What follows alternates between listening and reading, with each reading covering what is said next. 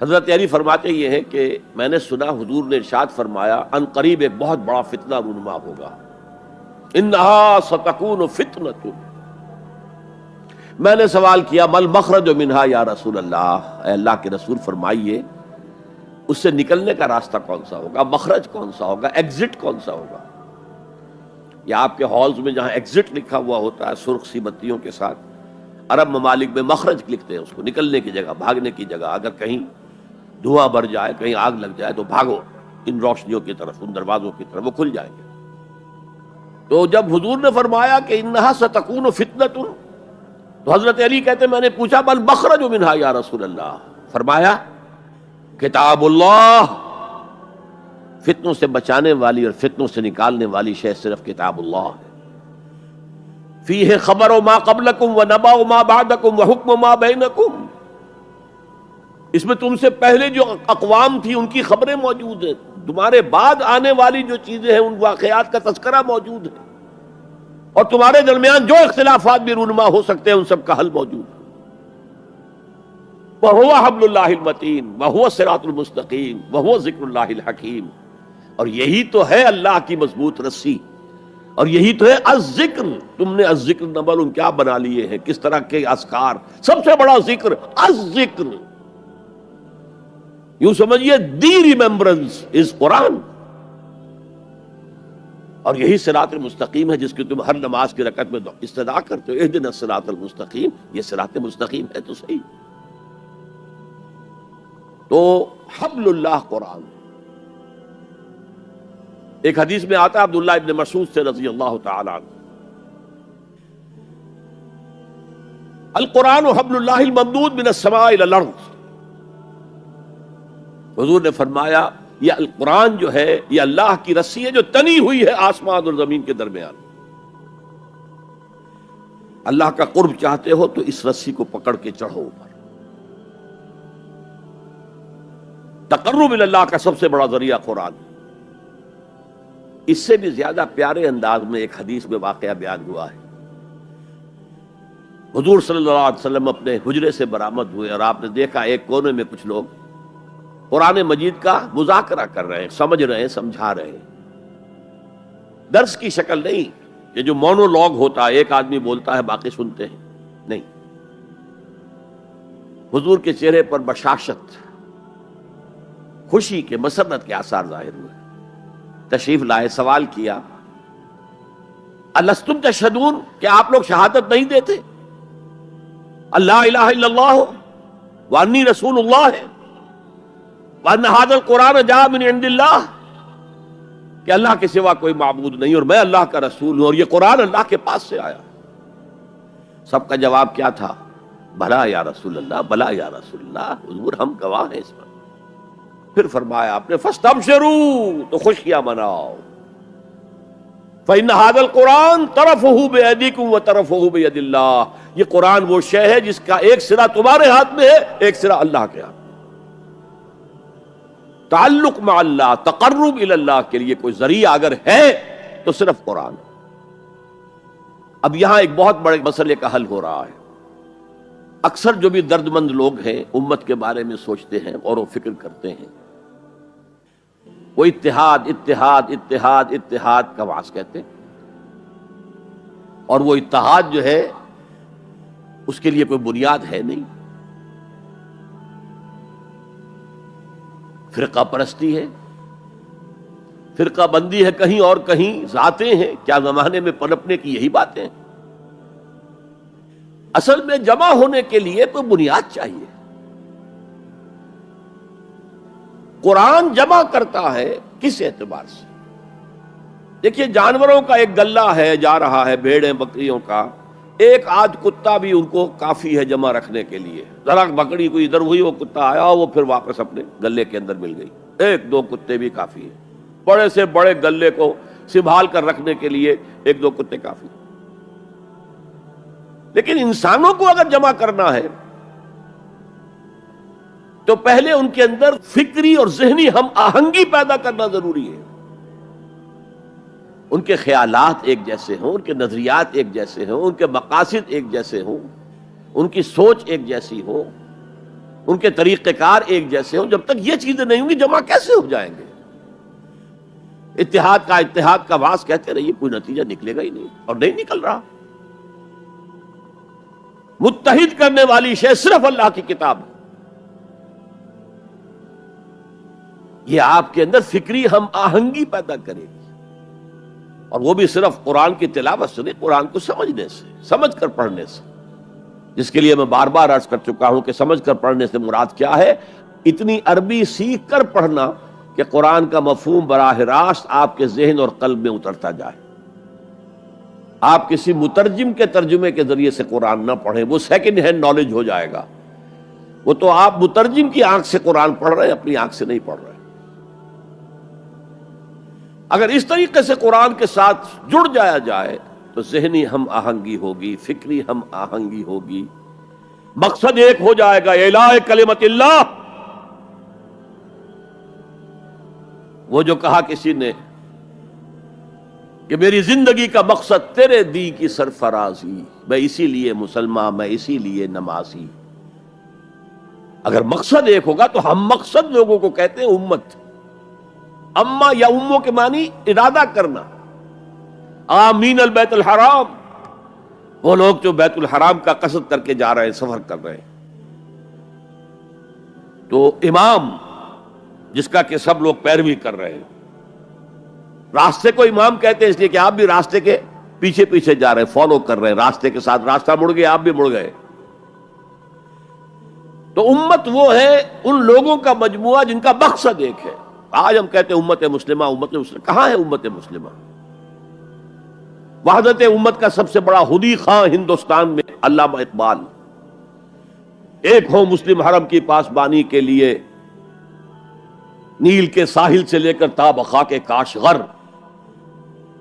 لیکن اس کو بھی ماننا پڑا ہے اپنے لیکچرز میں. Reconstruction of religious thought in Islam. There is no Muslim Ummah present at this time. کوئی مسلم امت موجود نہیں ہے. Instead we have a number of Muslim nations. یہ بات چونکہ 1928 میں کہی، اس وقت تک تمام مسلمان ممالک جو ہیں کولونیل پاورز، یورپین پاورز کے تحت تھے، غلام تھے. انڈونیشیا سے موریتانیہ تک سب غلام. وہ تو صرف صحرائے عرب کو چھوڑا ہوا تھا انہوں نے، کہ وہاں کچھ تھا ہی نہیں. اگر تیل اس وقت کہیں نکل آیا ہوتا تو اس میں تو وہ پنجے گاڑتے کہ جو کبھی پنجے نکلنے والے نہ ہوتے. بہرحال یہ ان سب کو جوڑنے والی شے جو اقبال کہتا ہے instead we have a number of Muslim nations. آج ہم کیا کہیں گے؟ Instead we have a number of Muslim countries. پھر مسلمان ممالک میں بھی ایتھنک، لنگوسٹک، کتنے جھگڑے، کتنے اختلافات، کتنے چکر چل رہے ہیں. ڈارفر میں جو کچھ ہو رہا ہے اس وقت سوڈان میں، وہ بھی ایتھنک ہے بنیادی طور پر. وہ کوئی مسلم غیر مسلم فساد نہیں ہے، ایتھنک ہے. تو اس اعتبار سے سوچئے کہ انسان کو جمع کرنے والی شے صرف وہ ہو سکتی ہے جو ان کے مقاصد کو یکجا کر دے، ان کے نظریات میں ہم آہنگی پیدا کر دے، ان کی سوچ کو ایک رنگ میں رنگ دے. پھر وہ بنیان مرصوص بن جائیں گے. علامہ اقبال نے بہت خوبصورت انداز میں کہا ہے، از یک آئینی مسلمان زندہ ہست. مسلمان اگر زندہ ہے تو ایک آئین کی وجہ سے ہے، وہ آئین قرآن. پیکر ملت ز قرآن زندہ ہست. یہ پیکر ملت جو ہے، جسم ہے ملت کا، جسد جو ہے، یہ اگر زندہ ہے تو قرآن کی بدولت ہے. جیسے میرا بدن ہے، میں زندہ ہوں تو جان کی وجہ سے. جان نکل جائے تو آپ کو معلوم ہے کچھ دیر کے بعد یہ ڈیکمپوز ہونا شروع ہو جائے گا. اس سے جلد از جلد قبر میں اتارنا ضروری ہے. از یکا آئینی مسلمان زندہ ہست، پیکر ملت ز قرآن زندہ ہست. ماں ہما خاکو دل آگاہ اوست، اعتصامش کن کہ حبل اللہ اوست. ہم تو نری خاک ہیں، خاک کے سوا کچھ نہیں، اور اس کے اندر دل جو ہے وہ قرآن ہے. ماں ہما خاکو دل آگاہ اوست، قرآن ہے دل. احتسامش کن کہ حبل اللہ اوس، پکڑو اسے مضبوطی کے ساتھ کہ حبل اللہ وہ ہے۔ یہ احادیث کی ترجمانی ہو گئی کہ نہیں؟ خوبصورت۔ القرآن حبل اللہ الممدود من السماء الى الارض، احتسامش کن کہ حبل اللہ اوس، اس قرآن کو مضبوطی کے ساتھ تھامو، اس لیے کہ حبل اللہ وہ ہے۔ تو یہ دوسرا نقطہ ہے، واعتصموا بحبل اللہ جميعا ولا تفرقوا۔ تفرقوا کے لفظ پر توجہ کر لیجئے، تختلفوا نہیں ہے، اختلاف ہو سکتا ہے، دیانت کے ساتھ ہو سکتا ہے۔ تفرقہ یہ تم اور میں اور، جب اختلاف اس شدت کو پہنچ جائے کہ چھوٹے چھوٹے اختلافات کے اوپر کفر کے فتوے، تم اور ہم اور ہیں، من دیگرم تو دیگری، یہ تفرقہ ہے۔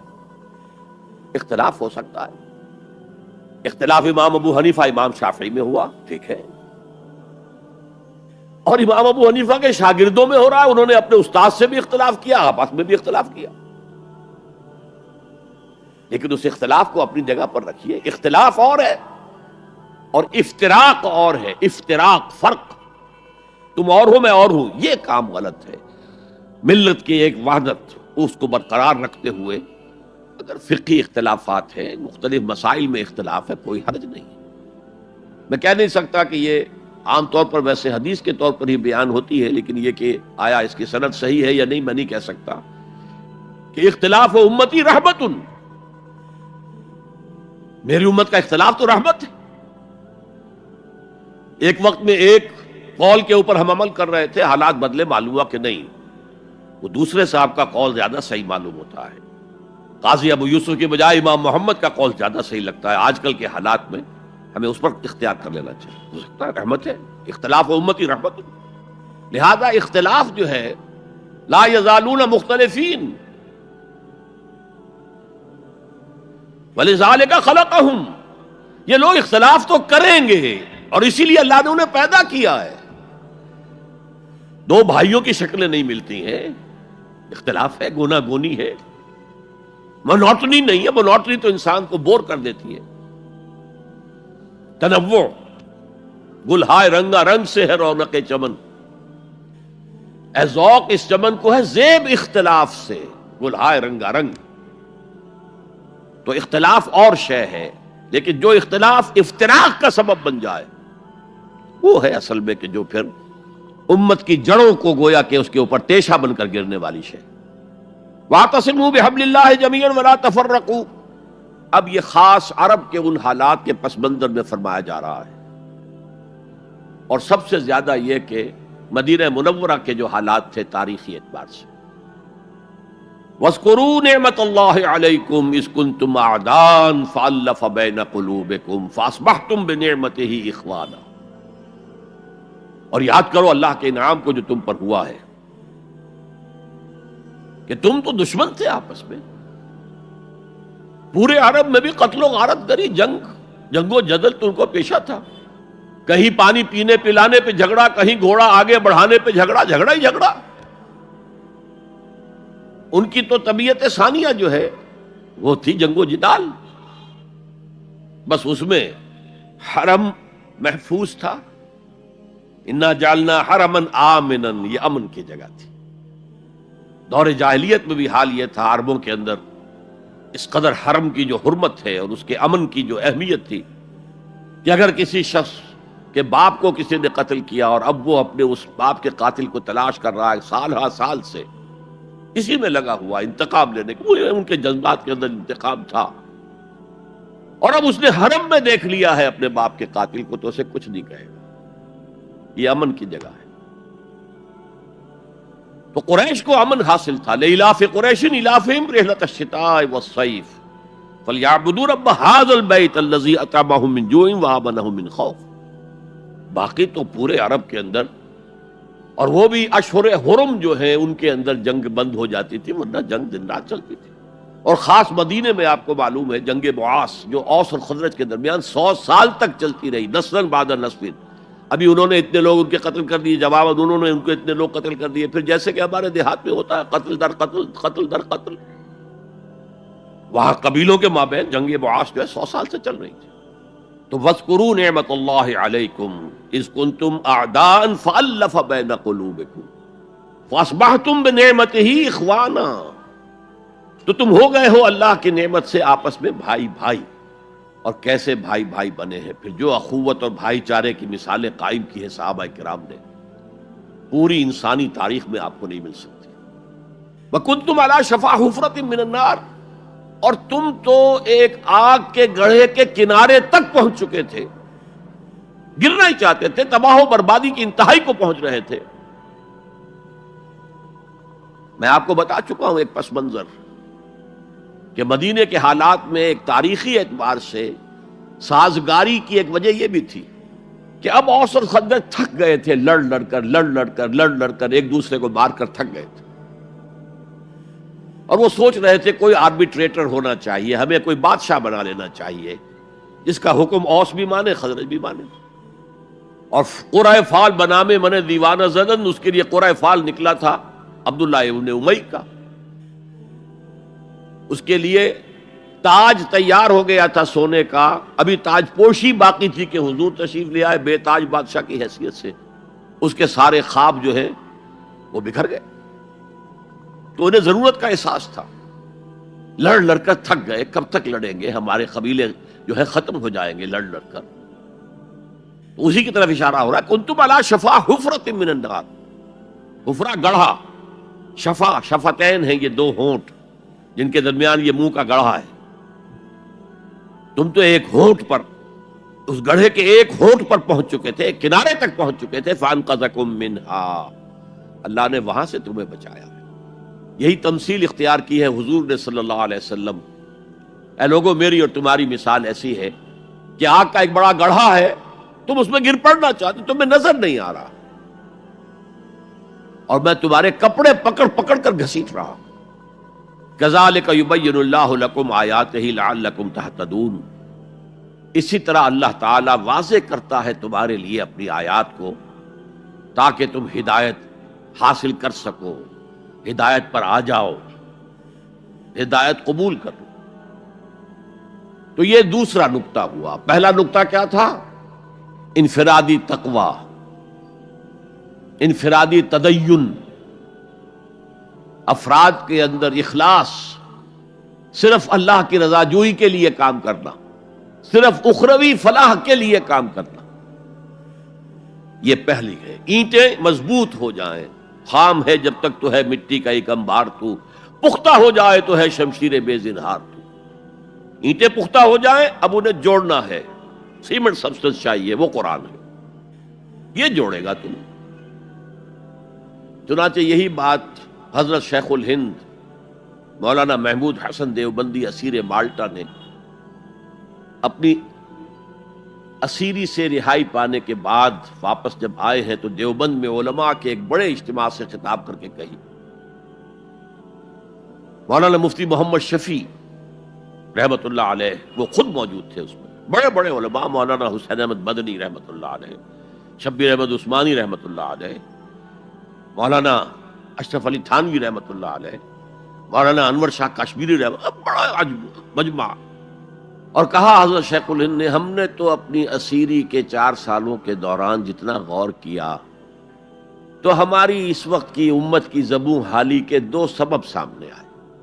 مولانا مفتی شفیع لکھتے ہیں ان کی کتاب وحدت امت کے نام سے، کہتے ہیں کہ پورا مجمع ہمہ تن گوش ہو گیا کہ یہ شیخ الشیوخ استاد العلماء عمر کے اس آخری درجے میں اس حد پر آ کر اب نیا سبق کون سا سیکھ کر آیا؟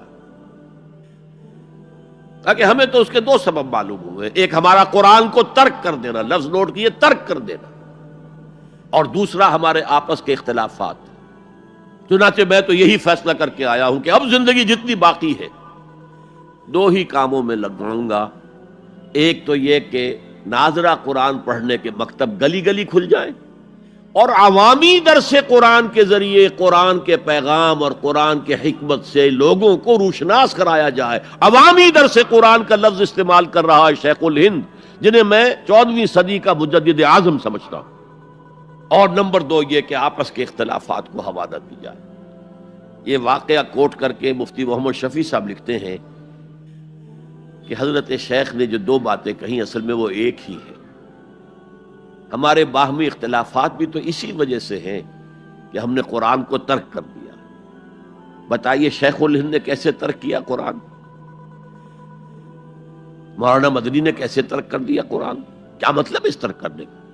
حال تو یہ ہے کہ مولانا مدنی رحمت اللہ علیہ، حالانکہ وہ تو گرفتار نہیں ہوئے تھے، وہ تو والنٹریلی اپنے شیخ کی خدمت کے لیے گئے ہیں ساتھ،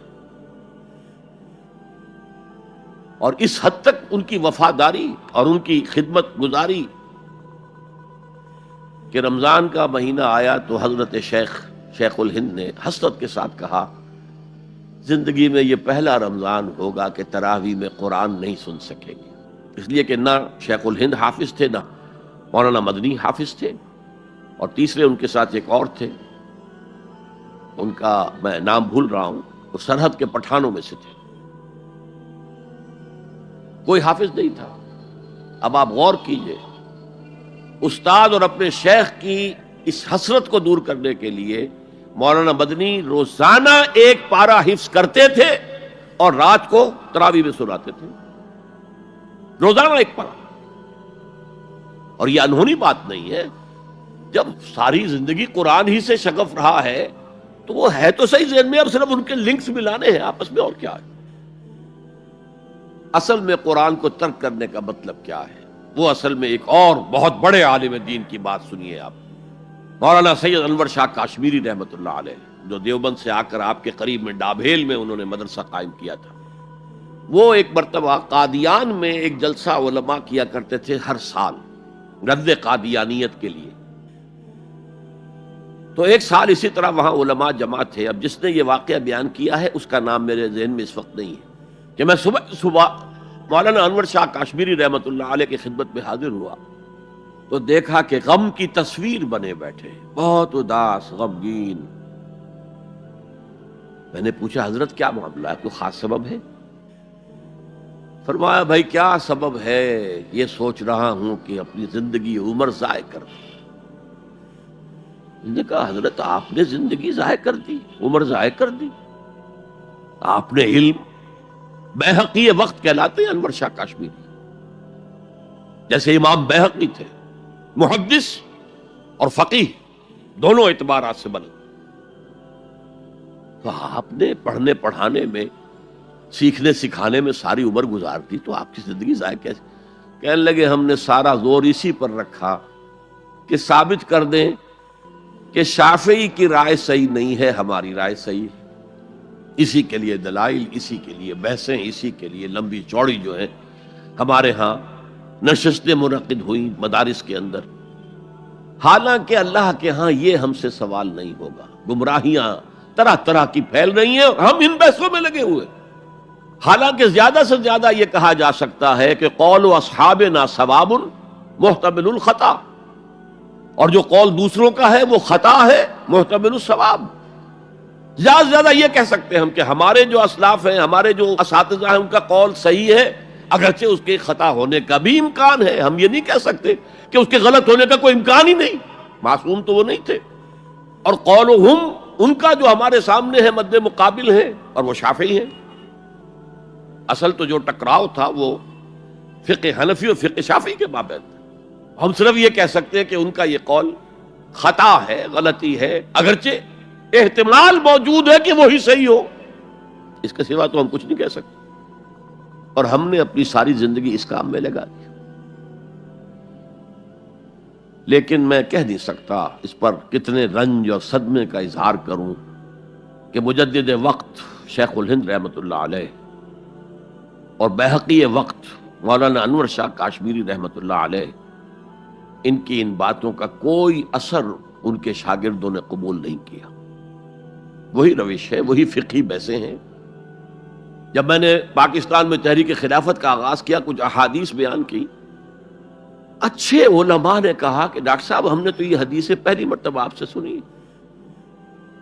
یہ حدیثیں جو ہیں یہ ہیں کتاب الملاحم میں، اشراط الساعہ، علامات القیامہ، کتاب الفتن. اور حدیث کے ان ابواب پر تو پہنچتے پہنچتے ہم ایگزاسٹ ہو چکے ہوتے ہیں، ہماری ساری بحثیں جو ہے وہ ختم، اور وقت ختم ہو جاتا ہے ان فقہی بحثوں کے اندر. یہاں تک تو ہم پہنچتے ہی نہیں۔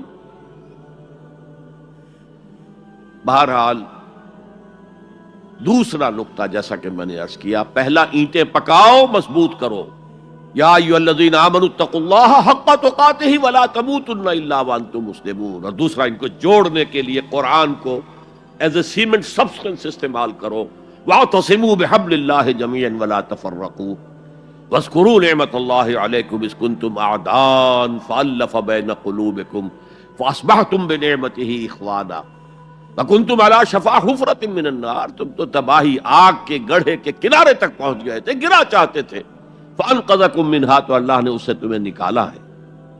کذالک یبین اللہ لکم آیاتہ لعلکم تہتدون، اسی طرح اللہ تعالیٰ تمہارے لیے اپنی آیات کی تبیین کر رہا ہے، وضاحت کر رہا ہے تاکہ تم ہدایت حاصل کر سکو۔ اب تیسری بات، یہ جو اینٹوں کو پکا کر اور پھر ان کو جوڑ کر جو ایک اجتماعیت وجود میں آئی، اس کے مقاصد کیا ہیں؟ کیا کشور کشائی کرنی ہے؟ ملکوں کو فتح کرنا ہے؟ کیا کرنا ہے؟ اپنے قوم کی سربلندی، اس کے لیے یہ قوت صرف کرنی ہے؟ کیا ہے کہ کرنی؟ وَلْتَكُن مِّنكُمْ أُمَّةٌ يَدْعُونَ إِلَى الْخَيْرِ وَيَأْمُرُونَ بِالْمَعْرُوفِ وَيَنْهَوْنَ عَنِ الْمُنكَرِ وَأُولَٰئِكَ هُمُ الْمُفْلِحُونَ۔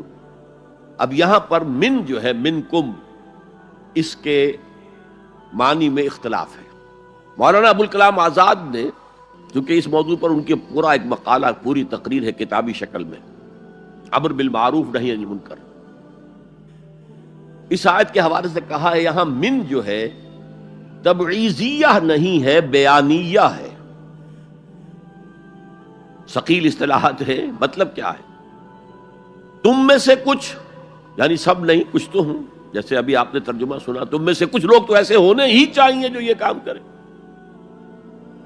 تو یہ گویا کہ تبعیضیہ ہو گیا، تم میں سے کچھ۔ بیانیہ کیا ہے؟ تم سے ایک ایسی امت وجود میں آنی چاہیے۔ اور بڑی پیاری مثال دی ہے انہوں نے، عربی میں کہتے ہیں للامیر من اولادہ جند، فلاں جو امیر ہے، فلاں علاقے کا جو بھی امیر ہے، بادشاہ ہے، اس کی تو اپنی اولاد سے ایک لشکر بن جاتا ہے، یعنی اس کی اولاد اتنی ہے کہ گویا کہ وہ لشکر ہے۔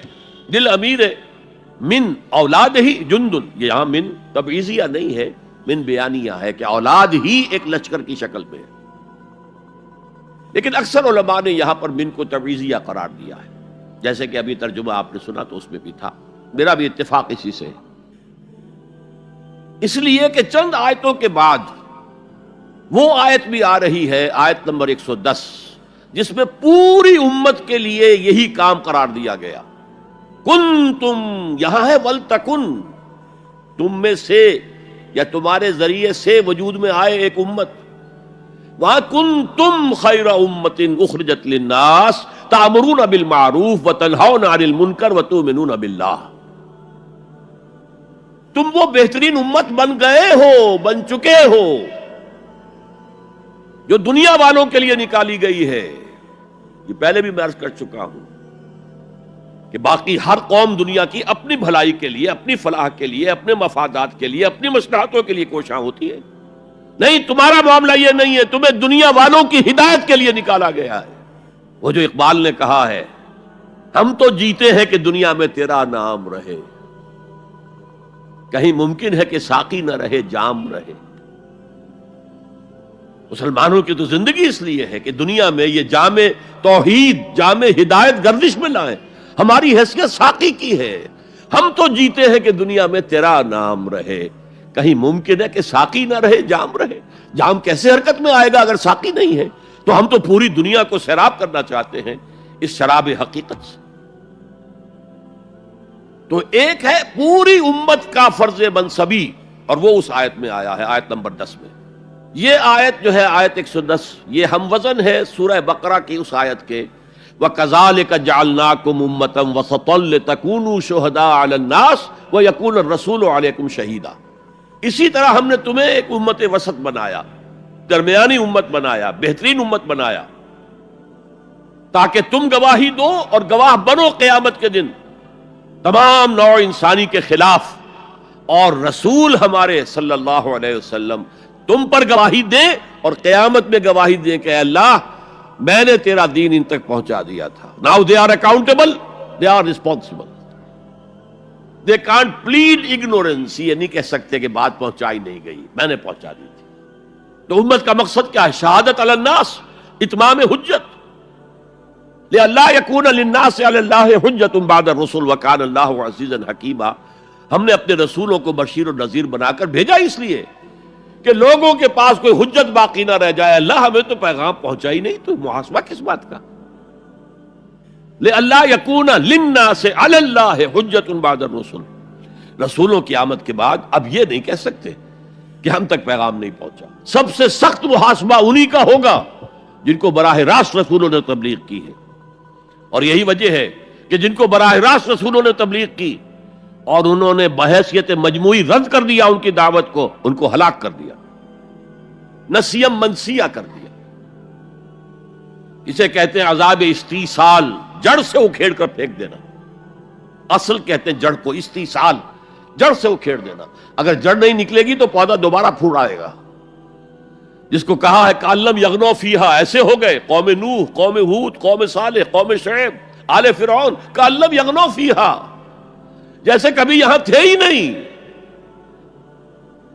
لا یرا الا مساکنہم، اب مسکن تو نظر آ رہے ہیں. قوم سمود کے مسکن آج بھی نظر آ رہے ہیں. 7000 سال پہلی پرانی بات ہے یہ. آج بھی جائیے، جا کر دیکھیے اس علاقے کے اندر جو انہوں نے چٹانیں تراش کے، کس قدر خوبصورت وہ ہے، تراشے گئے ہیں، کتنے ایگزیکٹ ڈائمنشنز کے ساتھ ہیں. وہ جا کر دیکھیے، میں دیکھ کر آیا ہوں. 7000 سال پرانی تہذیب تھی. تو بہرحال قوموں کو پھر ہلاک کیا جاتا تھا. البتہ جن پر بالواسطہ تبلیغ ہوتی ہے ان کے لیے یہ انجام نہیں ہے. بلا واسطہ رسول نے اتمام حجت کر دیا تو اب رعایت نہیں ہے، اب وہ ہلاک کر دیے جائیں گے اگر وہ نہیں مانتے. تو اب یہ ہے کہ یہ امت محمد صلی اللہ علیہ وسلم شہداء علی الناس، یہ سورہ بقرہ میں کہا، اور کنتم خیر امت اخرجت للناس، تم بہترین امت ہو جو نکالی گئی ہے، برپا کی گئی ہے لوگوں کے لیے. تمہارا کام کیا ہے؟ تأمرون بالمعروف وتنہون عن المنکر وتؤمنون باللہ، نیکی کا حکم دیتے ہو، بدی سے روکتے ہو، اور اللہ پر ایمان پختہ رکھتے ہو.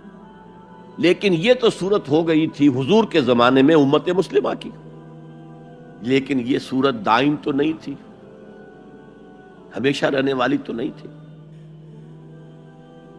ہر کمال راہ زوالے، ہر کمال کو زوال سے دوچار ہونا پڑتا. امت مسلمہ پر بھی زوال آیا. سب سے پہلے دوبارہ ملوکیت قائم ہو گئی، جاگیرداریاں قائم ہو گئی، سرمایہ داری. جانتا ہوں میں یہ امت حامل قرآن نہیں ہے، وہی سرمایہ داری بندہ مومن کا دین. اب اس صورت میں کیا کیا جائے؟ امت تو بھول گئی. امت کو یہ یاد ہی نہیں کہ ہمیں تو دنیا والوں کو تبلیغ کرنی تھی، دنیا کو سمجھانا تھا، دنیا کو بتانا تھا، ان پر اتمام حجت کرنا تھا، ان تک دعوت و تبلیغ کا حق ادا کرنا تھا. امت تو بھول گئی اپنے گلچھروں میں، اپنے عیش میں، جسے حدیث نبوی میں کہا گیا ہے ملکن عاضن، کٹ کھنی ملوکیت خلافت راشدہ کے بعد جو آئی ہے. یہ حدیث ہے، بہت اہم ہے. مسند احمد ابن حنبل رحمت اللہ علیہ عن النعمان ابن بشیر رضی اللہ تعالی عنہ، حضور نے فرمایا تکون فیکم نبوت ما شاء اللہ ان تکون ثم یرفع اللہ اذا شاء یرفعها. نبوت تمہارے مابین موجود رہے گی جب تک اللہ چاہے گا کہ موجود رہے، پھر اللہ اس نبوت کو اٹھا لے گا جب چاہے گا. یعنی میں موجود رہوں گا تمہارے مابین جب تک اللہ چاہے گا، پھر اللہ مجھے اٹھا لے گا، میرا انتقال ہو جائے گا. ثم تکون خلافت اللہ من حاج النبوہ، پھر ایک دور ہوگا خلافت کا جو عین نبوت کے نقش قدم پر ہوگی. فتکون ما شاء اللہ ان تکون، وہ بھی رہے گی جب تک اللہ چاہے گا کہ رہے. ثم یرفع اللہ اذا شاء یرفعها، پھر اس کو بھی اللہ اٹھا لے گا جب بھی چاہے گا. ثم تکون ملکن عاضا، پھر ایک دور آئے گا کٹ کاٹ کھانے والی. عضا یعض کہتے کاٹنا. پھر وہ کاٹ کھانے والی ظالم حکومت ملوکیت کا دور آ جائے. اب جب یہ دور آ گیا تو اب اس کا علاج کیا ہے؟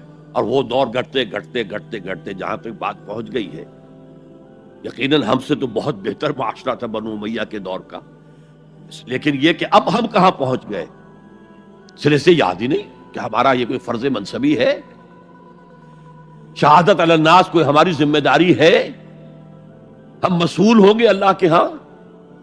احساس ہی نہیں. اپنی روٹی، اپنی دال یا اپنا مرغ پلاؤ متنجن جو بھی ہو، اپنا مکان، اپنی کوٹھی، اپنا محل، اپنی کار، اس کا نئے سے نیا جو ہے ماڈل، ساری ہماری سوچ تو ان چیزوں کے گرد ہے. کس کو یاد ہے کہ بحیثیت امت ہمارا فرض کیا تھا؟ اس حال میں کچھ لوگ تو ہونے چاہیے جو ہوش میں آئیں. یہ ہے وَلْتَكُمْ مِنْكُمْ أُمَّةٌ. جب پوری امت سو جائے تو امت ودن امت قائم کی جائے. ایک بڑی امت ہے امت محمد، جو بالفعل امت کی حالت میں نہیں ہے، جو وحدت امت کا سب سے بڑا خودی خواہ ہے. اس کا قول میں آپ کو سنا چکا ہوں. At present there is no Muslim ummah. Instead we have a number of Muslim nations. And today we have a number of Muslim countries. That's all. امت کہاں ہے؟ لیکن اسے آپ کہتے ہیں party with in party, state with in state, امہ with in امہ. جو لوگ جاگ جائیں، جنہیں ہوش آ جائے، جنہیں اپنی ذمہ داری کا احساس ہو جائے، وہ جمع ہو کر ایک امت کی شکل اختیار کریں. وہ اس مغالطے میں تو نہ ہے کہ صرف ہم مسلمان ہیں باقی کافر ہیں. معاذ اللہ ثم معاذ اللہ ثم معاذ اللہ. یہ بہت بڑا فتنہ ہے. بس یہ ہے کہ حکیم سعید صاحب مرحوم ہمارے پاکستان والے، جن کے بڑے بھائی یہاں تھے دلی میں، حکیم عبدالحمید صاحب، انہوں نے ایک تحریک چلائی تھی، جاگو اور جگاؤ، جاگو اور جگاؤ، جاگو اور جگاؤ. یہ ان کے سلوگنز میں سے ہے. تو جاگو اور جگاؤ، جسے ہوش آ گئی، ارے ہماری ذمہ داری تھی، ہم بھولے بیٹھے، اسی لیے ہم برباد ہو رہے، تباہ ہو رہے، تو دوسروں کو بھی جگائیں، دوسروں کو بھی یاد دلائیں، اور مل جل کر ایک امت بن جائیں. ہم مقصد لوگ، یہ امت جو ہے اس کا جو کوئی ایک مقصد ہے ہی نہیں سرے سے. زندگی برائے زندگی ہے، اب زندگی کسی مقصد کے لیے تو ہے ہی نہیں. بالکل جس طرح حیوان جیتے ہیں، زندگی تو وہ بھی گزارتے ہیں، لیکن ان کی زندگی کا مقصد کوئی نہیں. انہیں آپ ایکسپلائٹ کرتے ہیں، یوز کرتے ہیں. گھوڑے کو باندھ لیا بگی کے اندر، تانگے کے اندر، بیل کو جوت لیا اپنے حل کے اندر، آپ استعمال کر رہے ہیں. ان کی زندگی کا تو کوئی مقصد نہیں. آج ہمارا حال یہ ہے، ہماری زندگیوں کا کوئی مقصد نہیں.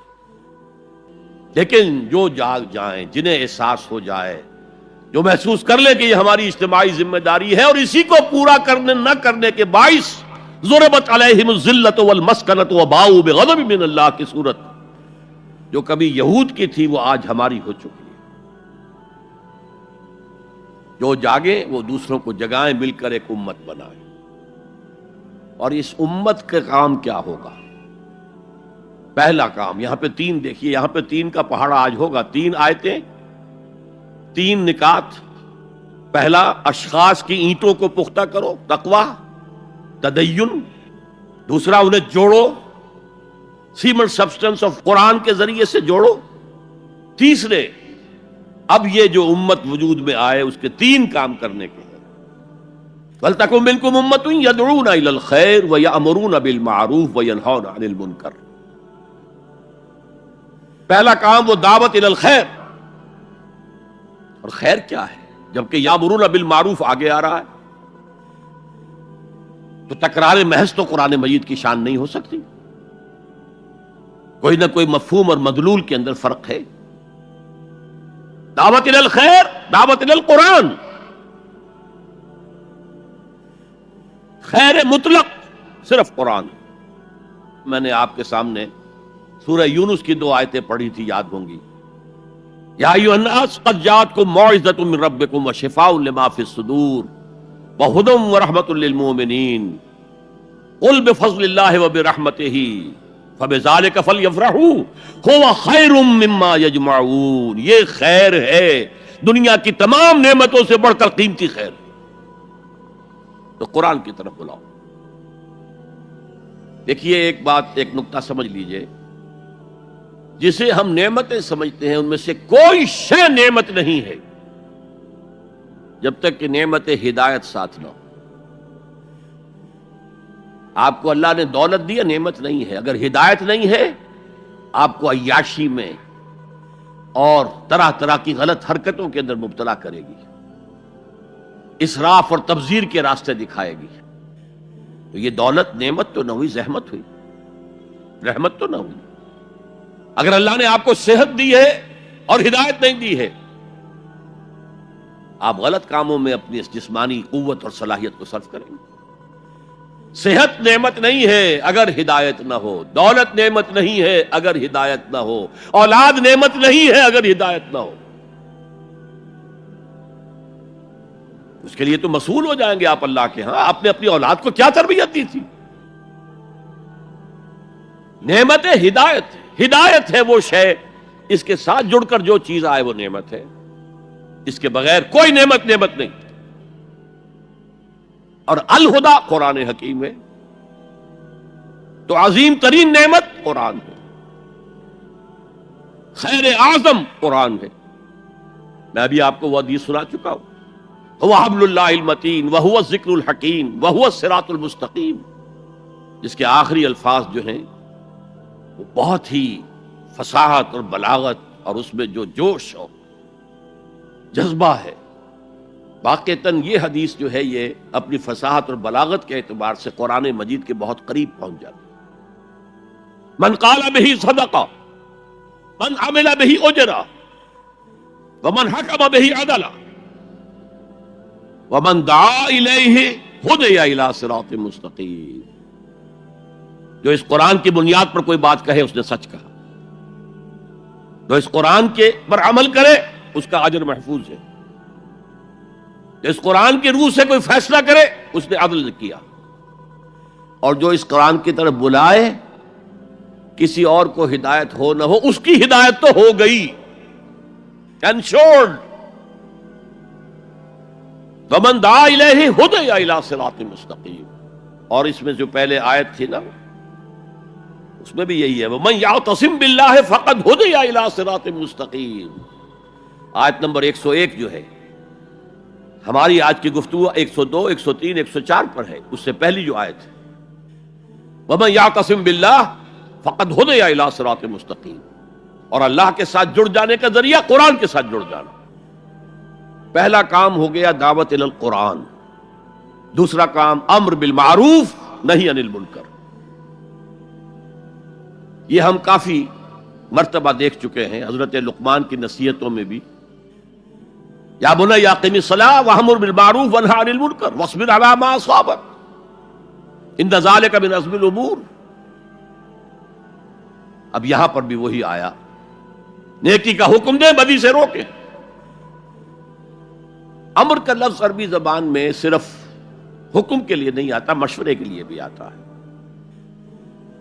اطاعت لآمری کے لسر میں حبلی، ایک شاعر اپنی محبوبہ سے کہتا ہے کہ آخر تم نے اپنے انہی مشیروں کی بات مانی نا کہ جنہوں نے کہا تھا کہ مجھ سے اپنا تعلق منقطع کر لو۔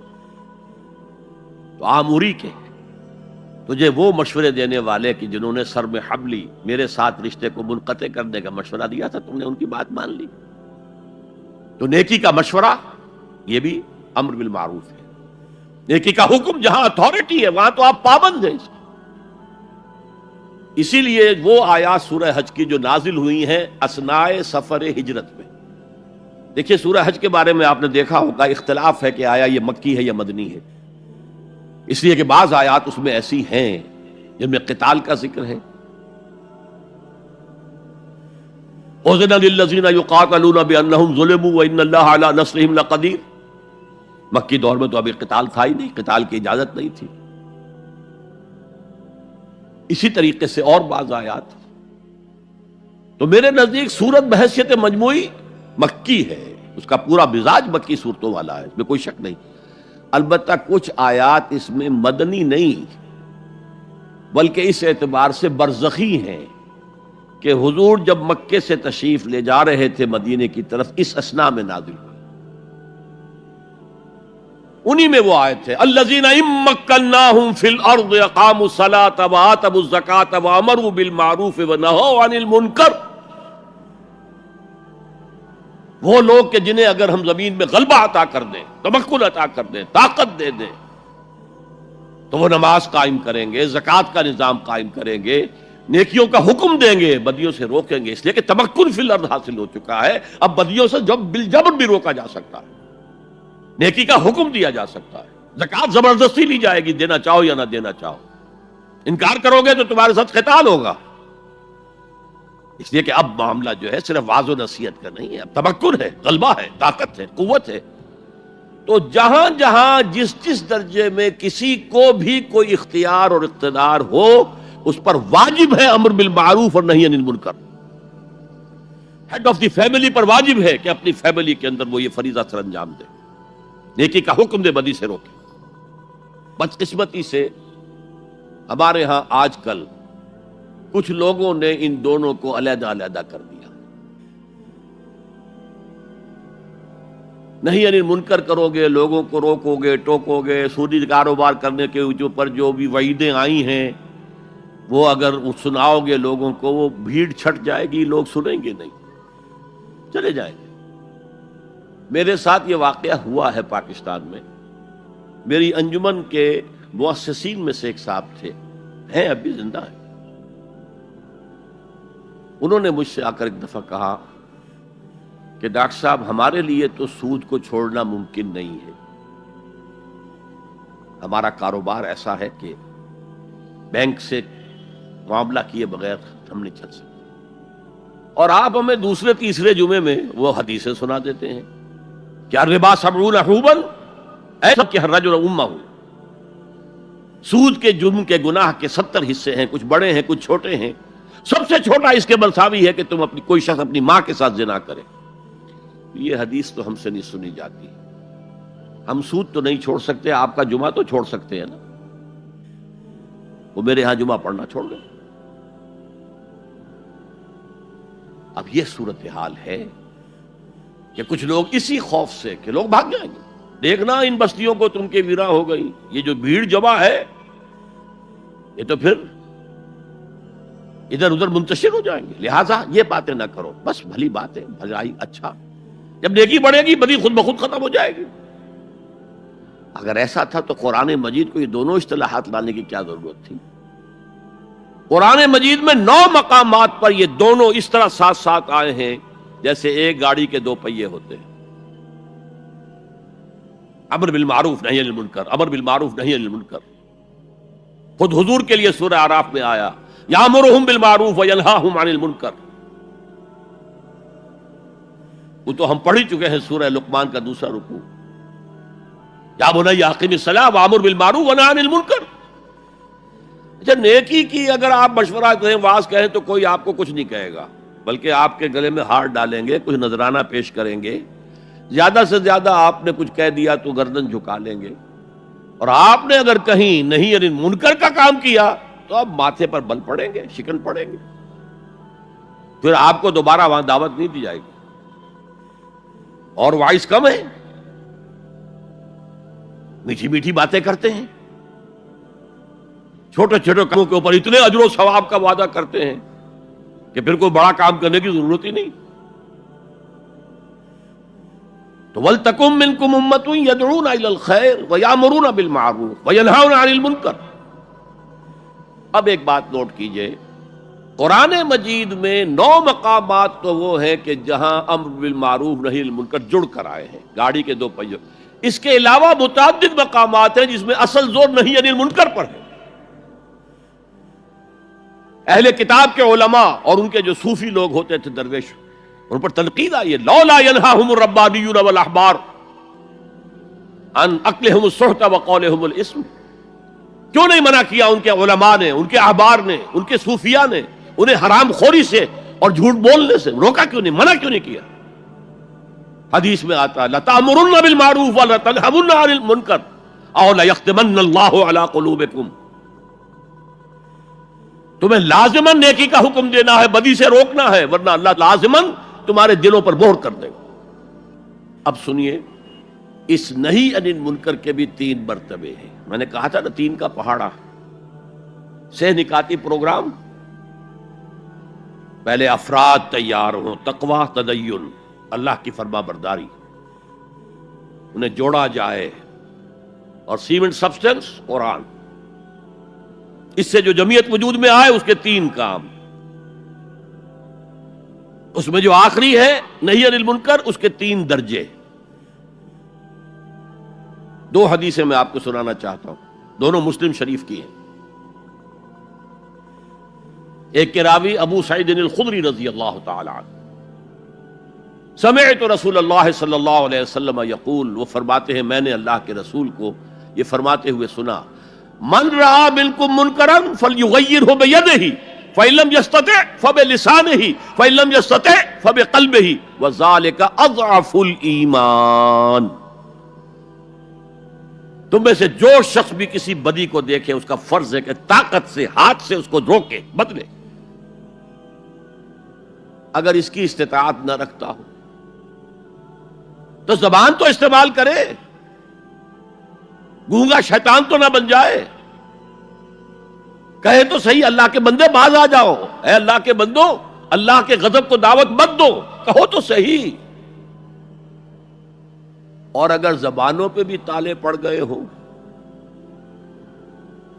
اور زبانوں کے گدیوں سے کھینچے جانے کا امکان ہو جائے تو آخری درجے میں فإن لم يستطع فبقلبہ، دل سے شدید نفرت تو رکھے.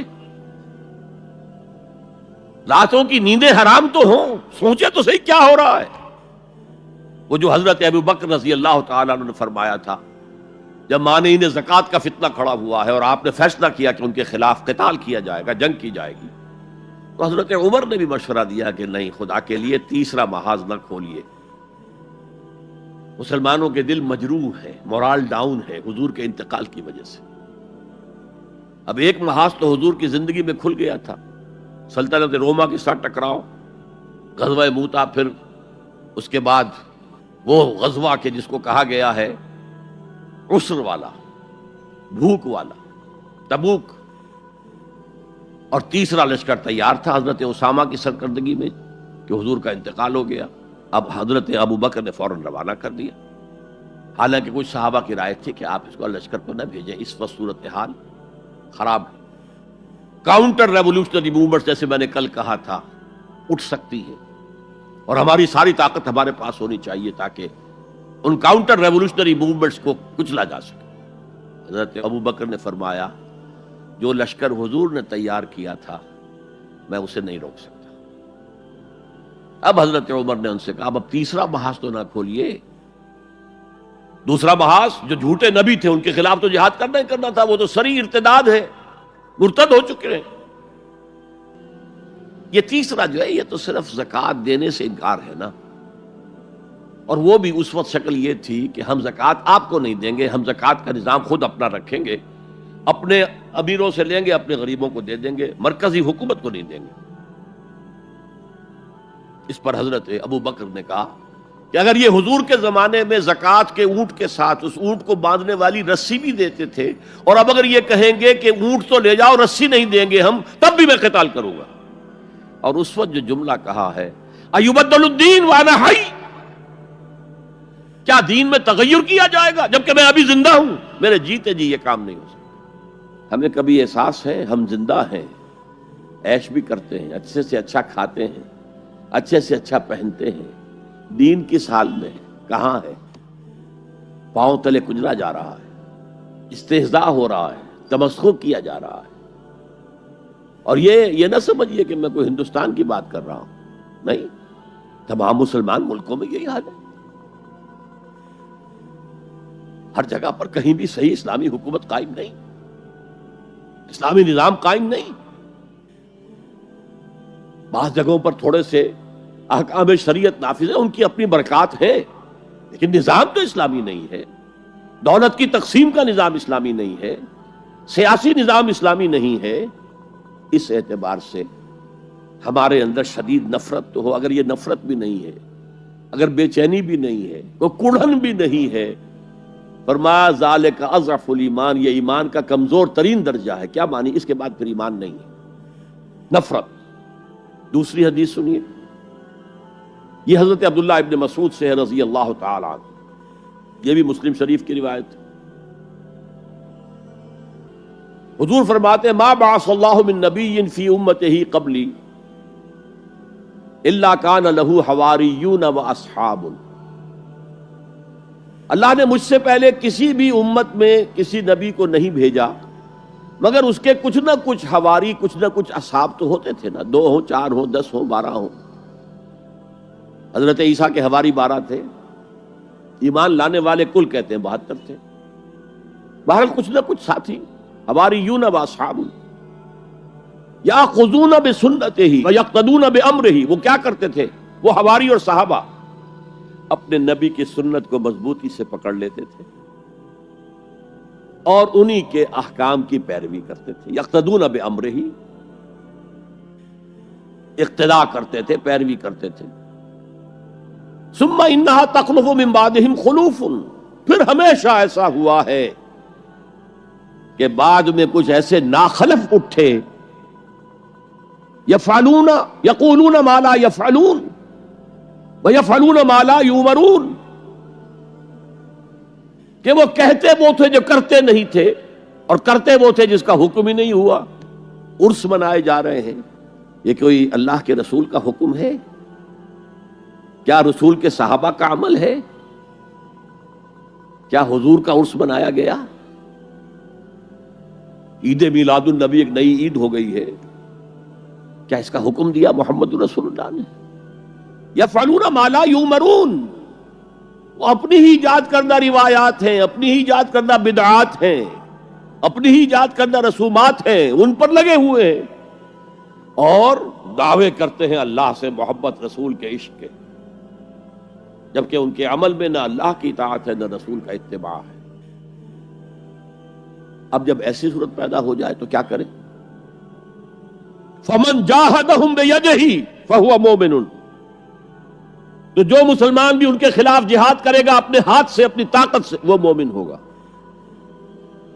ومن جاہدہ بلسانہ فہو مومن، اور جو ان کے خلاف جہاد کرے گا اپنی زبان سے، وہ بھی مومن ہوگا۔ وہی 3 درجے۔ ومن جاہدہم بقلبہ فہو مومن، دل سے نفرت رکھ کر جو جہاد کرے گا بالقلب وہ بھی مومن ہوگا۔ فما وراء ذلک من الایمان حبۃ خردل، اس کے بعد تو ایمان رائی کے دانے کے برابر بھی نہیں ہے۔ اب یہ دونوں حدیثیں نہی عن المنکر پر ہیں کہ نہیں، جس کو ہم رائٹ آف کر رہے ہیں؟ میں نے بتایا آپ کو 9 جگہ قرآن میں دونوں چیزیں ساتھ ساتھ اضافی طور پر آیا ہے، تو نہی عن المنکر پر زور آیا ہے۔ اب اس آیت کو مکمل کریں۔ وَلْتَكُن مِّنكُمْ أُمَّةٌ يَدْعُونَ إِلَى الْخَيْرِ، دعوت إِلَى القرآن، وَيَأْمُرُونَ بِالْمَعْرُوفِ وَيَنْهَوْنَ عَنِ الْمُنكَرِ وَأُولَٰئِكَ هُمُ الْمُفْلِحُونَ، اور یہی صرف یہی لوگ ہوں گے فلاح پانے والے۔ یہ جو اسلوب حصر کئی دفعہ سمجھا چکا ہوں کہ ایک تو آپ یہ کہیں 8-10 آدمی بیٹھے ہیں،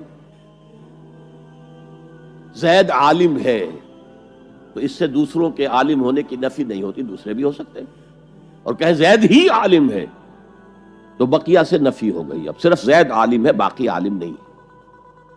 اس کو کہتے ہیں حصر، محصور کر لینا، کسی چیز کو کا احاطہ کر لینا۔ اولئک ھم فلاح پانے والے صرف یہ ہیں۔ وہ سوئی ہوئی امت جسے اپنی ذمہ داری کا احساس ہی نہیں، جسے یاد ہی نہیں، جو بھول گئی، جس کا حال یہ ہے کہ وائے ناکامی متاع کارواں جاتا رہا، کارواں کے دل سے احساس زیاں جاتا رہا، اور وہ امت پوری طرح مطمئن ہے ہمارے لیے تو شفاعت ہو ہی جانی ہے، سیغفر لنا، ہمیں تو بخش ہی دیا جائے گا، لن تمسنا النار الا ایاما معدودات، ہمیں تو آگ چھو ہی نہیں سکتی مگر صرف گنتی کے چند دن۔ تلک امانیہم، یہ ان کے من گھڑت خیالات ہیں۔ امانی کہیں گے وشفل تھنکنگ، یہ ان کی وشفل تھنکنگ کے سوا کچھ نہیں۔ فلاح پانے والے صرف یہی ہوں گے۔ جو اس سے نکاتی پروگرام پر عمل پیرا ہو، اور وہ ایک امت ود ان امہ بنیں گے، صرف اس احتیاط کے ساتھ کہ وَمَنْ أَحْسَنُ قَوْلًا مِّمَّنْ دَعَا إِلَى اللَّهِ وَعَمِلَ صَالِحًا وَقَالَ إِنَّنِي مِنَ الْمُسْلِمِينَ، میں بھی مسلمانوں میں سے ہوں، ایک مسلمان میں بھی ہوں، اس سے زیادہ میں اپنے آپ کو کچھ نہیں سمجھتا۔ وہ کسی غرور کے اندر، غرور علم، غرور تقوی، کہیں اس کے اندر مبتلا نہ ہو جائے۔ وہ سارا جیسے کہ بڑی سے بڑی رقم زیرو سے ضرب کھا کر زیرو ہو جاتی ہے، اگر کہیں غرور پیدا ہو گیا تو آپ کا سارا کیا کرا زیرو سے ضرب کھا کر زیرو ہو جائے۔ ہم نے جہاد کے مراحل پڑھے، پہلی منزل اس کی 3 سب لیولز، دوسری منزل اس کے 3 سب لیولز، تیسری منزل اس کے 3 سب لیولز، وہی 3 کا پہاڑا وہاں بھی ہے، 3 into 3 9۔ 9th سٹوری پر جا کر جہاد قتال بنا ہے حضور کی سیرت میں مطہرہ میں، آپ کی زندگی میں، حیات طیبہ۔ اچھا، یہ جو آیات ہیں یہ سورہ آل عمران کے وسط میں سے ہم نے پڑھی، ان کے بالکل ہم پلہ جو آیات سورہ بقرہ میں آتی ہیں وہ کیا ہیں؟ یا ایھا الذین آمنوا استعینوا بالصبر والصلاۃ ان اللہ مع الصابرین ولا تقولوا لمن يقتل في سبيل الله اموات بل احياء ولكن لا تشعرون وَلَنَبْلُوَنَّكُمْ بِشَيْءٍ مِّنَ الْخَوْفِ وَالْجُوعِ وَنَقْصٍ مِّنَ الْأَمْوَالِ وَالْأَنفُسِ وَالثَّمَرَاتِ وَبَشِّرِ الصَّابِرِينَ الَّذِينَ إِذَا أَصَابَتْهُم مُّصِيبَةٌ قَالُوا إِنَّا لِلَّهِ وَإِنَّا إِلَيْهِ رَاجِعُونَ أُولَٰئِكَ عَلَيْهِمْ صَلَوَاتٌ مِّن رَّبِّهِمْ وَأُولَٰئِكَ هُمُ الْمُهْتَدُونَ، وہ مہتدون جس کا لفظ ہم نے پڑھا ہے لَعَلَّكُمْ تَهْتَدُونَ۔ اس نہی عن المنکر کی سب سے اونچی منزل کیا ہے؟ تواصی بالحق کی سب سے اونچی منزل کون سی ہے؟ تواصی بالحق یہ بھی ہے کہ کوئی بچے گلی میں کھیل رہے ہیں، آپ ان سے کہیں بیٹے یہ کھیلنے کی جگہ نہیں ہے، تم کرکٹ کھیل رہے ہو، تمہاری بال سے کسی کی گاڑی کا شیشہ ٹوٹے گا، کچھ اور ہو جائے گا، جاؤ میدان میں جا کر کھیلو، یہ بھی تواصی بالحق ہے۔ کسی شخص کے ذمے کسی کوئی رقم ہے وہ نہیں دے رہا ہے، اس سے جا کر کہنا بھلے آدمی اس کی رقم ادا کرو۔ اور اس کا ایک بڑا عجیب واقعہ ہے جو سیرت میں آتا ہے کہ قریش کے کچھ لوگ بیٹھے ہوئے تھے، تو ایک شخص باہر کا کوئی آیا اور بڑی دہائی دیتا ہوا، فریاد کرتا ہوا، لوگوں کا کیا معاملہ ہے کہ ابو جہل کے ذمے میری اتنی رقم ہے وہ دیتا نہیں ہے، مجھے کوئی دلوا دے۔ لوگوں نے کہا اچھا آج موقع ملا، ذرا تماشا دیکھیں۔ حضور اس وقت کہیں حرم کے کسی کونے میں نماز پڑھ رہے تھے، کہ جاؤ جاؤ وہ شخص جو ہے نا وہ کر سکتا ہے، ہم نہیں کر سکتے، اس سے بات کرو۔ وہ آیا، اس نے حضور سے کہا، حضور نے کہا اچھا چلو۔ گھر پر جا کر کہا، دستک دی، ابو جہل نکلا، اس کو اس کا حق ادا کرو۔ بے چونو چرا گھر میں گیا اور لا کر اس کی رقم اس کے حوالے۔ یہ روب حق ہے، حق کا روب۔ لیکن آج کل آپ یہ کام کر کے دیکھیں تو چھوٹا تواصی بالحق یہ ہے، بڑا تواصی بالحق سب سے بڑا، یہ کائنات اللہ کی ہے، یہ زمین اس کی ہے، اس کا حکم چلنا چاہیے۔ ان الارض للہ ان الحکم الا للہ لا یشرک فی حکمہ احدا۔ اللہ اپنے حکم کے اختیار میں کسی کو شریک کرنے کو تیار نہیں، نہ کسی فرعون کو، نہ کسی نمرود کو، نہ کسی قوم کو، نہ عوام کو، نہ پوری نوع انسانی کو، کسی کو شریک کرنے کو تیار نہیں۔ اب اس تواصی بالحق کے لیے کھڑا ہونا گویا کہ ہر نظام باطل کو چیلنج کرنے کے مترادف ہے۔ اسی طرح میں نے عرض کیا تھا کہ انکر المنکرات، یہ انکر کا لفظ آ گیا تھا نا، ان انکر الاصوات لصوت الحمیر، تمام آوازوں میں سب سے زیادہ ناپسندیدہ آواز، انسان کی طبیعت پر بڑی ناگوار گزرنے والی آواز جو ہے وہ گدھے کی آواز ہے۔ تو انکر المنکرات کیا ہے؟ غیر اللہ کی حکومت انکر المنکرات ہے، اس کے خلاف جد و جہد ہاتھ سے کرو، زبان سے کرو، دل سے کرو، کم سے کم یہ ہے، ورنہ ایمان کا کوئی شائبہ موجود نہیں۔ لیس وراء ذالک حبۃ خردل من الایمان۔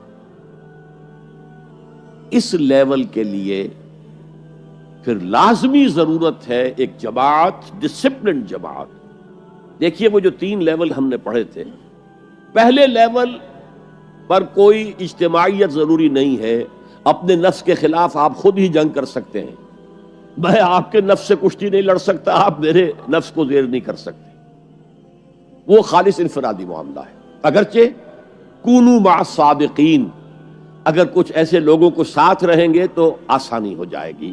خربوزے کو دیکھ کر خربوزہ رنگ پکڑتا ہے، کبھی کوئی ہمت جواب دینے لگے تو دوسرا ساتھی آپ کو سہارا دیتا ہے، لیکن کوئی جماعت لازم نہیں۔ دوسرے لیول دعوت تبلیغ، اس کے لیے بھی جماعت ضروری نہیں ہے، ادارے، جیسے میں نے پہلے پاکستان میں انجمن خدام القرآن ایک انجمن قائم کی، اس کی ذیلی انجمنیں قائم ہو گئی، کراچی میں ہو گئی، ملتان میں ہو گئی، قرآن اکیڈمی لاہور میں قائم کی، اکیڈمیز کراچی میں، ملتان میں، فیصل آباد میں، جھنگ میں قائم ہو گئی، یہ انجمن ہے۔ یہاں IRF بہت بڑا کام کر رہی ہے، اور بھی ادارے ہیں جو یہ کام کر رہے ہیں، لیکن تیسرے لیول پر نظام باطل کو جڑ سے اکھیڑ کر نظام حق کو قائم کرنے کے لیے جماعت، اور جماعت بھی معمولی نہیں، منظم جماعت، ڈسپلن جماعت، جس کا ڈسپلن وہی ہو جو آرمی کا ہوتا ہے۔ آرمی کا ڈسپلن کیا ہے؟ Listen and obey. اگر کوئی فوجی اپنے بالا تر سے یہ پوچھے کہ آپ جو مجھے حکم دے رہے ہیں کیوں دے رہے ہیں، کیا مصلحت ہے اس میں، آپ مجھے پہلے قائل کریں پھر مانوں گا، تو وہ فوج کہلائے گی؟ بڑی پیاری نظر تھی، ایک فوج کو ایک رسالہ 600 سواروں کا حکم دے دیا گیا، چارج، بڑھو حملہ کرو، جبکہ صورت یہ تھی کہ داہنی طرف بھی توپیں لگی ہوئی ہیں اور آگ برس رہی ہے، بائیں طرف بھی توپیں ہیں، سامنے سے بھی توپیں ہیں۔ ان 600 آدمیوں نے سمجھا someone has blundered, cannons to right of them, cannons to left of them, cannons in front of them, someone has blundered. لیکن there's not to reason why, there's but to do and die. So into the valley of death rode the 600. 600 کے 600 موت کی وادی میں اتر گئے۔ یہ discipline درکار ہے اس جماعت کا، ورنہ وہ کام نہیں ہو سکتا۔ اسی کے لیے اصطلاح ہے ہمارے دین کی سمع و طاعت، لسن اینڈ اوبے۔ قرآن میں آتا ہے فاسمعوا واطیعوا، سنو اور اطاعت کرو، اور حضور نے بیعت لی اپنے صحابہ سے، حالانکہ حضور کی اطاعت تو صحابہ کرتے ہی کرتے تھے، جب رسول مان لیا تو اس میں اطاعت میں اب کون سی کمی رہ گئی، ماننی پڑے گی۔ وما ارسلنا من رسول الا لیطاع باذن اللہ۔ لیکن حضور نے اپنے بعد کے لیے ایک سنت چھوڑی ہے، اب آئندہ یہ کام اگر ہوگا تو کوئی نبی تو نہیں آئے گا کہ اس کی اطاعت بطور نبی کی جائے، کوئی رسول نہیں آئے گا کہ اس کی اطاعت بطور رسول کی جائے، تو کوئی اجتماعی نظم قائم ہوگا، کس بنیاد پر قائم ہوگا؟ میرے نزدیک یہ سنت اپنے بعد والوں کو چھوڑنے کے لیے حضور نے بیعت لی۔ میں نے ایک حدیث آپ کو سنائی تھی، حضرت حارث عشری رضی اللہ تعالی عنہ فرماتے ہیں، یہ مسند احمد ابن حنبل میں بھی ہے، ترمذی میں بھی ہے، قال قال رسول اللہ صلی اللہ علیہ وسلم انی آمرکم بخمس اللہ امرنی بہن۔ یہ ایک روایت میں اضافی الفاظ ہیں، اللہ امرنی بہن، دوسری میں نہیں ہے۔ انی آمرکم بخمس کے بعد شروع ہو جاتی ہے بالجماعت والسمع والطاعت والہجرت والجہاد فی سبیل اللہ۔ مسلمانوں میں تمہیں 5 باتوں کا حکم دے رہا ہوں، اور یہ حکم اللہ نے مجھے دیا ہے، حالانکہ آپ کو بھی حکم دینے کا اختیار ہے، لیکن آپ نے تاکید کے لیے کہا، میں اپنی طرف سے نہیں کہہ رہا، میں پہنچا رہا ہوں۔ انی آمرکم بخمس اللہ امرنی بہن بالجماعت والسمع والطاعت والہجرت والجہاد فی سبیل اللہ۔ ذرا دیانتداری کے ساتھ ہاتھ اٹھائے ان مجمع میں سے وہ لوگ جنہوں نے پہلے کبھی یہ حدیث سنی ہے۔ ایک تو ادھر میں نے ہاتھ دیکھا ہے، اس کا چرچا ہی نہیں ہمارے ہاں۔ کیوں؟ یہ اس لیول سے متعلق ہے جس لیول پہ ہم سوچتے ہی نہیں۔ اقامت دین کی جدوجہد، نظام کو بدلنے کی جدوجہد، یہ ہمارے ذہن سے خارج، ہمارے تصور دین سے خارج۔ دیکھیے وہ جو ہے بنی الاسلام علی خمس، اس میں امر نہیں ہے، یہ خبر ہے، صرف اسلام کی بنیاد 5 چیزوں پر قائم ہے۔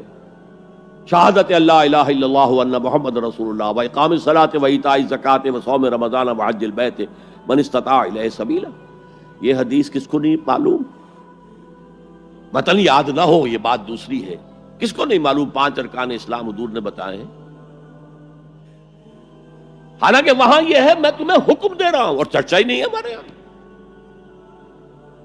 جس گاؤں جانا نہیں اس کا راستہ کیا پوچھنا؟ جو کام ہم نے کرنا ہی نہیں، اس کے جو لوازم ہیں ان کے تذکرے کی کیا ضرورت ہے؟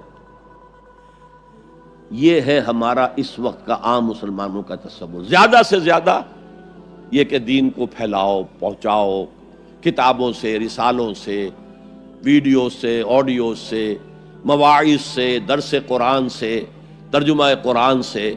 یا تو یہ کہ اپنی ذاتی نیکی کا تصور ہے، اور یا پھر اس سے اوپر صرف یہ دعوت و تبلیغ.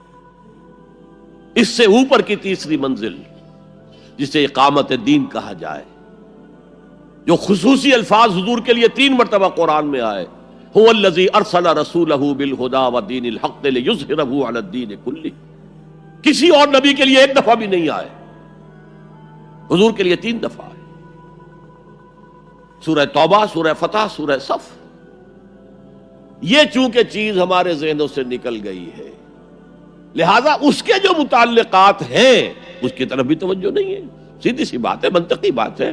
جس گاؤں جانا نہیں اس کا راستہ کا ہے وہ پوچھنا. یہ 5 چیزیں ہیں لازم. جماعت کی شکل میں رہو، یہ بھی فرمایا علیکم بالجماع، یہ حضور کی حدیث ہے. علیکم بالجماع، لازم جماعت کی شکل میں رہو. اور حضرت عمر کا قول ہے، اور آپ کو معلوم ہے کہ صحابی کا قول بھی حدیث کہلاتا ہے. حضرت عمر فرماتے ہیں لا اسلام الا بالجماع ولا جماع الا بالامارہ ولا امارہ الا بالاطاعہ. کوئی اسلام بغیر جماعت کے نہیں، کوئی جماعت بغیر عمارت کے نہیں، اور کوئی عمارت بے فائدہ ہے اگر اس کی اطاعت نہ ہو. تو پہلا حکم بالجماع والسمع، اور سنو. سننے کے لیے وابستہ رہنا ہوگا. وابستہ رہ شجر سے امید بہار رکھ. اب یہ نہیں ہو سکتا تھا کہ حضور پر کوئی بات آئی ہے تو آپ خود ہر ایک کے گھر جا جا کے اس کو پہنچائیں. آپ وابستہ رہیں اس نظم جماعت کے ساتھ. جیسے کہ درخت کا پتا جو ہے اس تک بھی جڑ سے لے کر جو غذا آ رہی ہے درخت کے پتے تک پہنچ رہی ہے. تو پیوستہ رہ شجر سے امید بہار رکھ، اس پیوستگی کے ساتھ، تاکہ وہ سارے احکام آپ تک خود بخود پہنچے. والطاعہ، اور اطاعت. 3 چیزیں ہو گئی، بالجماعت والسمع والطاعت والہجرت والجہاد فی سبیل اللہ. اور میں اس کی حقیقت پہلے بھی بیان کر چکا ہوں. ہجرت، اس کی بنیاد کیا ہے؟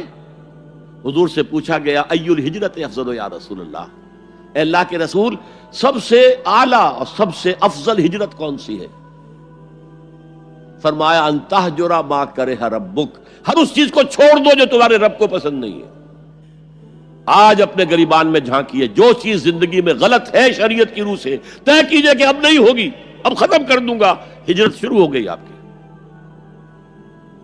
ان تہجر ما کرہ ربک، ہر اس چیز کو ترک کر دو، چھوڑ دو جو تمہارے رب کو پسند نہیں.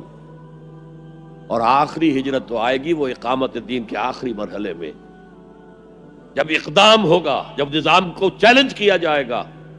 پھر جو ہجرت ہوگی وہ فرض ہجرت ہوتی ہے.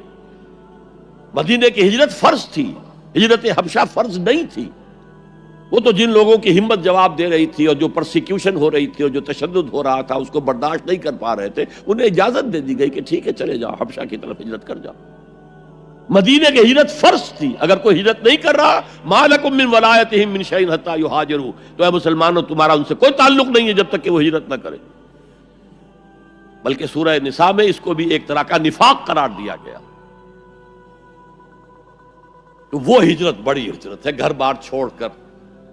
اور مکے والے جو گئے تھے چھوڑ کر، وہ قریش کے بھیڑیوں کے رحم و کرم پر چھوڑ کر گئے تھے اپنے گھر والوں کو، اور ان کا سارا گھر کا سامان لوٹا گیا تھا، اور اس سارے سامان سے وہ کیپٹل فراہم کیا گیا تھا جس کو لے کر ابو سفیان کا قافلہ گیا تھا شام کی طرف، جس کا حضور نے پیچھا کیا تھا لیکن وہ نکل گیا تھا.